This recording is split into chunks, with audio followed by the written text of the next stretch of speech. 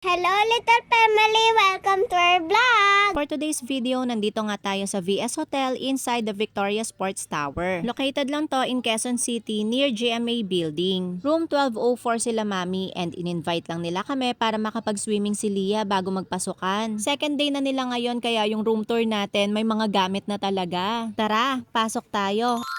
At ito na nga ang highlight ng room na to. Naka-glass wall lang naman ang bathroom nila. And the bathtub is really giving. May shower area din dun sa banda dun and nandito naman yung pinaka-toilet sa gilid. First time namin sa ganitong hotel room kaya naman si Lia super excited na at gusto nang mag-swimming sa bathtub. Eto nga pala yung lavatory nila and I'm not sure kung ano yung mga free dyan kasi as you can see parang halos lahat gamit na ni mami yan. Eto nga pala yung shower area and naka-separate naman yung pinaka-toilet seat. Tapat naman ng bathroom itong full-size mirror and likod naman yan ng mismong pintuan ng entrance. Andiyan na yung mga gamit nila mami pero tara buksan natin. Sorry po.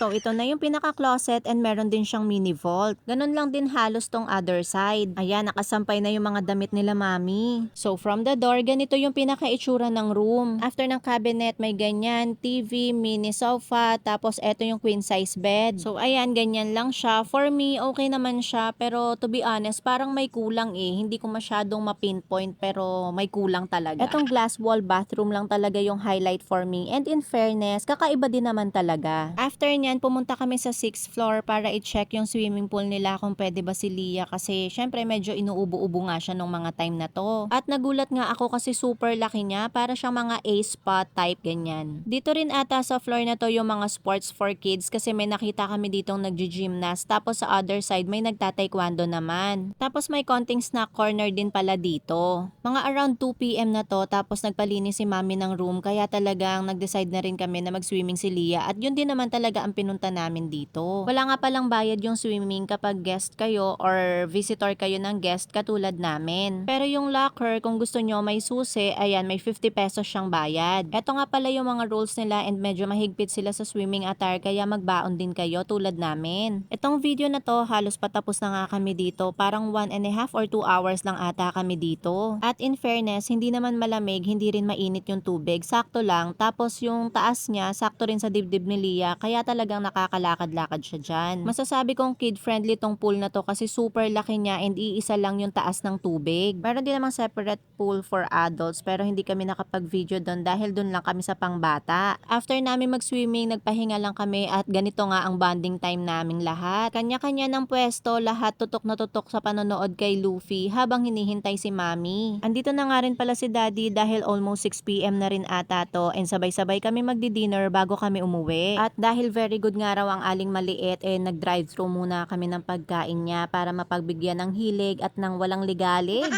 Eto nga si Daddy pagbaba pa lang ng sasakyan nagbibili na agad ng mga o-orderin niya. Na para bang maaalala ko talaga kung ano yung mga pinagsasabi niya. So dito nga kami sa Kenny kumain and ang saya nga sa brunch na to kasi kahit gabi na kompleto pa rin yung side dishes nila. While waiting nga parang hindi na rin kami nagwe-wait talaga dahil ayan nga at lahat kami ngumunguya.